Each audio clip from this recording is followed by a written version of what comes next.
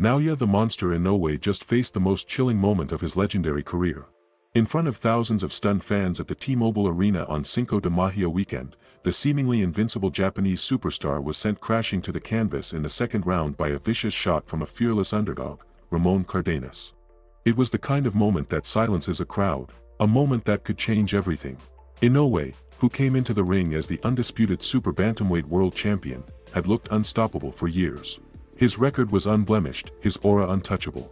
But on this night, the crowd witnessed the unthinkable. The monster was human after all. It happened in a flash. In round 2, Cardenas timed a perfect counter right hand, catching Inoue flush on the jaw. The impact sent Inoue stumbling backward before his legs gave out and he fell to the canvas. Gasps echoed throughout the arena. Some fans stood frozen in disbelief, others began screaming, sensing a potential historic upset, but champions are not defined by how hard they hit, they are defined by how they rise. And Inoue rose, not just physically, but mentally and spiritually. His eyes cleared, his focus sharpened, and what followed was a performance that reminded the world why he is one of the greatest of this era.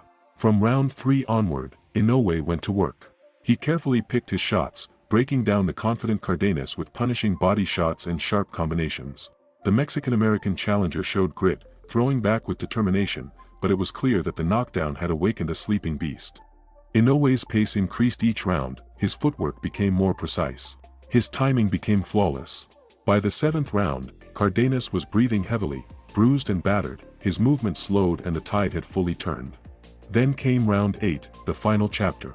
Inoue unleashed a brutal barrage, hooks to the body, uppercuts up the middle, and lightning-fast flurries that backed Cardenas to the ropes. He stood brave, but the punishment was too much, his guard dropped, his eyes glazed, and finally, the referee had seen enough. Thomas Taylor stepped in, waving off the fight before more damage could be done.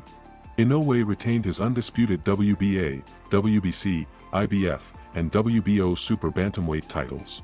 But more than that, he proved something deeper, that even monsters can fall, but the greatest ones always rise. Now 27-0 with 24 knockouts, Naoya Inoue remains the king of the 122-pound division. And after surviving the toughest test of his career, he may be even scarier than before. But what about you? Do you think Inoue is still unbeatable, or did this knockdown expose a weakness? Comment your opinion and don't forget to like, share, and subscribe for more boxing news and updates. Thank you.